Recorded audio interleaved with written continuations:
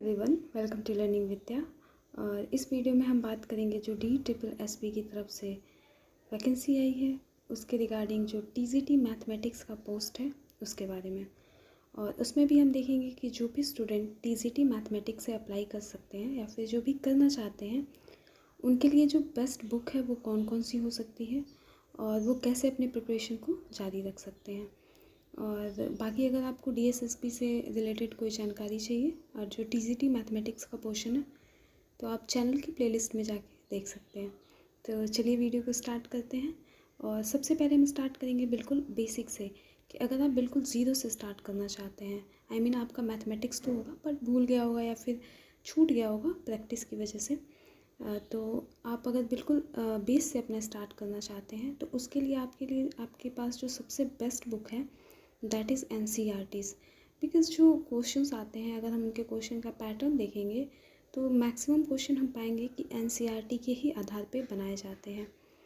तो अगर आपको बेस स्ट्रॉन्ग करना है, बिकॉज़ बेस स्ट्रॉन्ग रहेगा तभी आप आगे की चीज़ों को बहुत अच्छे से कवर कर पाएंगे।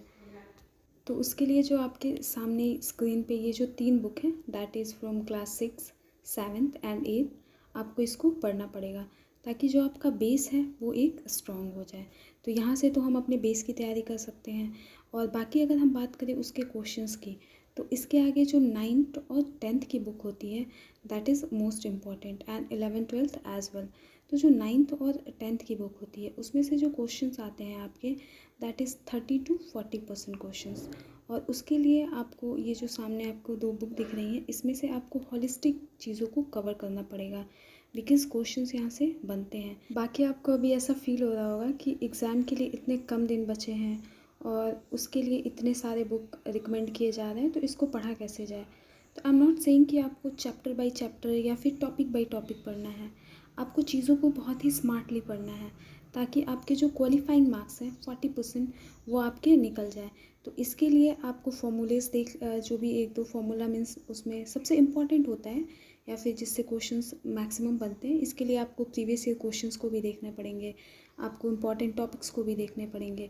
तो उसके थ्रू आप सेलेक्टेड स्टडी करके आप अपने 40% क्वालिफाइंग मार्क्स को भी पा सकते हैं और इन किताबों का बहुत ही अच्छे से ज़्यादा यूटिलाइज़ कर सकते हैं। ठीक है, तो मैं जितनी बुक्स दिखा रही हूँ मेरे कहने का मतलब ये नहीं है कि आपको सारा पढ़ना ही है। अब चलते हैं हम नेक्स्ट देखते हैं कि जो 40 से 50% क्वेश्चंस होते हैं वो बनते हैं आपके NCERTs के जो क्लास 11th और 12th की बुक होती है उसमें से। अगर हम बात करें अपने क्वालिफाइंग मार्क्स की तो इन 4 बुक को पढ़ के हम आराम से इस एग्ज़ाम को क्वालिफाई कर सकते हैं that is 9th 10th 11th 12th, वो भी बहुत ही सेलेक्टिव स्टडी करके। ठीक है, क्योंकि बेस तो ऑलरेडी तैयारी होगा। तो ये तो हमारा हो गया मार्किंग का जो पैटर्न है। अभी भी हमारे जो 10 से 20% मार्क्स है वो बच रहे हैं। तो वो कहाँ से पूछे जाते हैं, वो आपके ग्रेजुएशन से पूछे जाते हैं। बट इसका मतलब ये नहीं है कि आप अपनी अब सारी ग्रेजुएशन की बुक को लेके बैठ जाएंगे और उसको पढ़ना स्टार्ट कर देंगे, क्योंकि ना इतना समय है और ना ही हमें एक ही पेपर देना। हमारा पेपर 1 भी अभी उसके लिए भी हमें प्रिपेयर करना ही होता है। तो अगर आपने मैथमेटिक्स को पढ़ लिया है, आपने NCERTs पे एक अच्छी कमांड बना ली है, तो उसके बाद अगर मैं आपके एज अ ग्रेजुएशन लेवल के लिए जो बुक मतलब रेफ़र कर सकती हूँ दैट इज़ RS अग्रवाल जी की जो कॉम्पिटिटिव लेवल की किताब होती है, या फिर कोई भी आपका ऐसा कॉम्पिटिटिव लेवल का बुक हो, आप आराम से उसको पढ़ सकते और अपनी तैयारी को एक अच्छे लेवल पे लेके जा सकते हैं। बाकी आपको जो क्वालिफाइंग मार्क्स होते हैं दैट इज़ NCERTs बुक उसके लिए सफिशिएंट है। और अब तो ये हो गया आपके जो बेसिक बुक्स थे या फिर जो आपके मेन बुक्स थे या फिर जहाँ से आपके क्वेश्चंस पूछे जा सकते थे। बट पढ़ने से कुछ नहीं होगा, आपको बहुत ही ज़्यादा, इवन मैं कहूँगी पढ़ने से ज़्यादा आपको प्रैक्टिस करना पड़ेगा। तो बिकॉज प्रैक्टिस से ही आप मैथ्स को सॉल्व कर पाएंगे और वो चीज़ें आपके माइंड में रिटेन रहेंगी। तो उसके लिए आई थिंक जो घटना चक्र होता है that is best book, because उसमें आपका जो क्वेश्चन होगा वो टॉपिक वाइज होगा, चैप्टर वाइज होगा। तो आप एक चैप्टर पढ़ रहे हैं, आप आराम से उससे क्वेश्चन सॉल्व कर सकते हैं, या फिर जो भी आपकी कॉम्पिटिटिव लेवल की जो भी क्वेश्चंस आते हैं वो आराम से इसमें हर एक क्वेश्चन आपको बहुत ही टॉपिक वाइज एंड सीरीज़ में मिल जाएंगे। तो आप इस तरह से अपनी सारी चीज़ों को कर सकते हैं NCERTs एंड क्वेश्चन बैंक के द्वारा। बाकी मैंने जो भी बुक इसमें रिकमेंड किया है that is totally authentic and ये गवर्नमेंट ऑफ इंडिया की बुक्स हैं, तो आप इस पर ट्रस्ट कर सकते हैं, बहुत अच्छे से ट्रस्ट कर सकते हैं।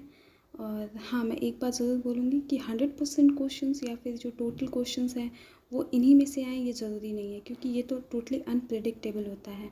बट हाँ, आप इसमें से मैक्सिमम बेनिफिट पा सकते हैं और आप चीज़ों का बहुत अच्छे से यूटिलाइज़ कर सकते हैं। So thank you for watching.